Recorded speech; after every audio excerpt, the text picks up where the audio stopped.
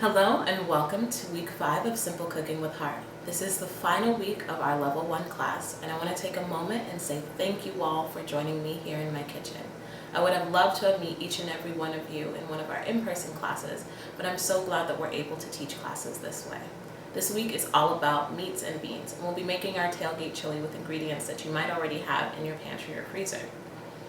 We're going to get started by prepping all of our vegetables, and then we'll move on to sauteing everything together. I've already pre-minced our garlic. If you need a little extra help on how to mince garlic, you can take a look at last week's video. I'm going to go ahead and get started on our onion. I'm using a quarter of an onion rather than half of an onion because once again I'm making enough for 2 people. So I'm making my cuts towards the root, making sure not to hit the root. I'm coming this way.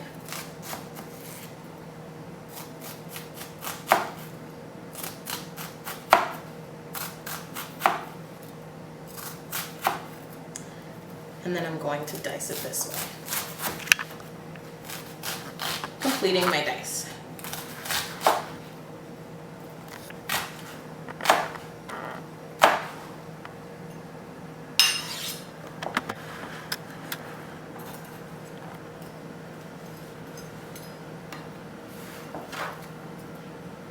Oh, a couple of pieces are kind of big.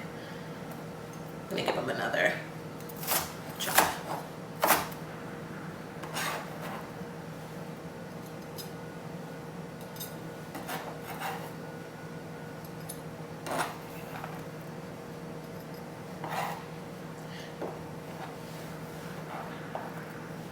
Next, I'm going to cut my bell pepper to the same size as my onion. So I'm going to slice into my bell pepper, rip it in half. I'm going to put the half that has the seeds to the side. Just using my fingers, tear out this white membrane. And then cut to the same size as the onions.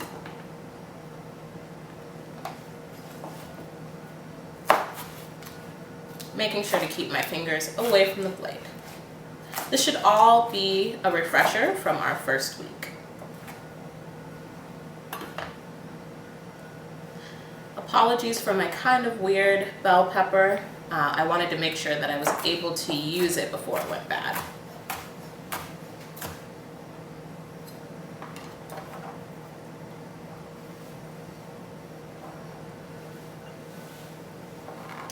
Once again, I sliced it into long sticks, and then I'm cutting in the opposite direction to get cubes.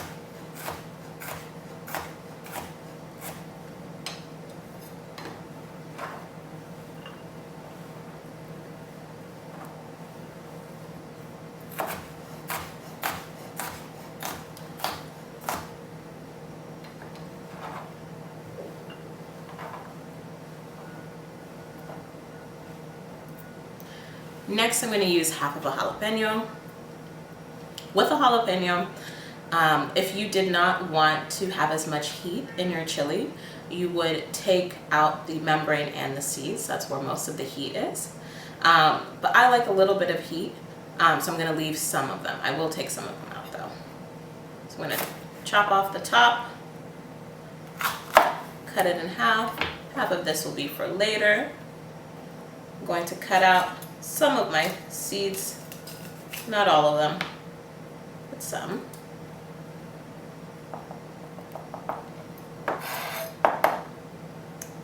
And then I'm going to slice and make it about the same size as my bell pepper.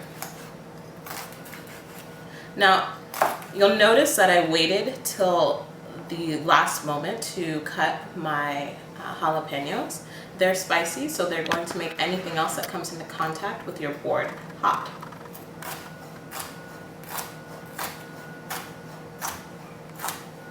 Perfect. So I have our garlic, our onions, bell pepper, and our jalapenos. Next, we're going to move over to our pot to begin sauteing our onions and our ground beef. I have our pot preheating on the stove to medium. I'm going to add our ground beef. You want to use the lowest percent fat ground beef. For me, that's 10%. That was what was available for me at the grocery store. If it had 95, I would have chosen that.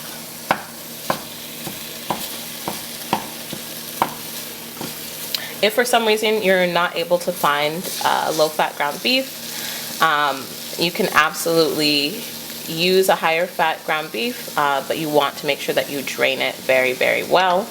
If you are not someone who enjoys ground beef or beef in general, you could use ground turkey. If you did not enjoy meat at all, you would just add more beans to your chili.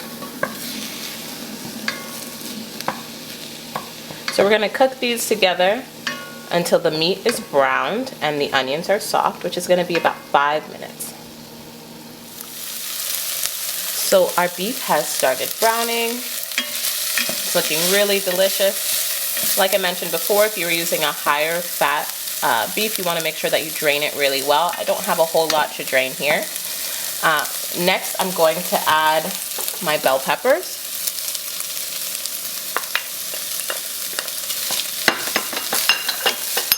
My garlic.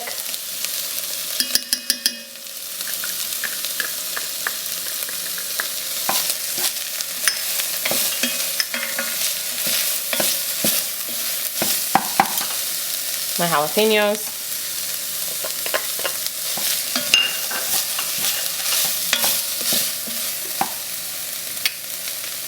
My cumin.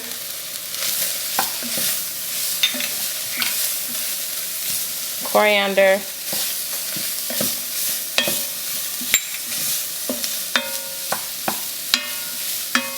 And my chili powder.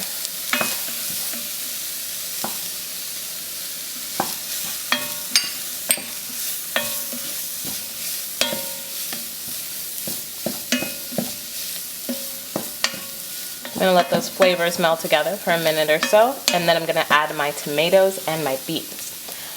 When you are using beans that are canned, you want to make sure, when you're using beans that are canned, you want to make sure that you rinse them and you drain them fully from all of the liquid that's inside of the can. Has a lot of sodium in them, so we really don't want to have that in our meal.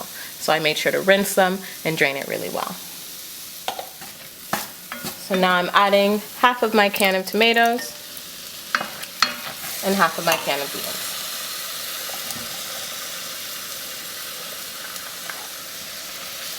Giving it a good stir.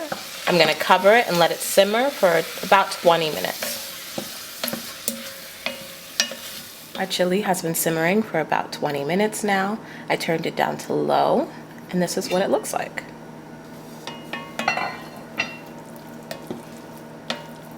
It smells absolutely amazing in here. So now all we have to do is wait on our cornbread to finish and plate and eat.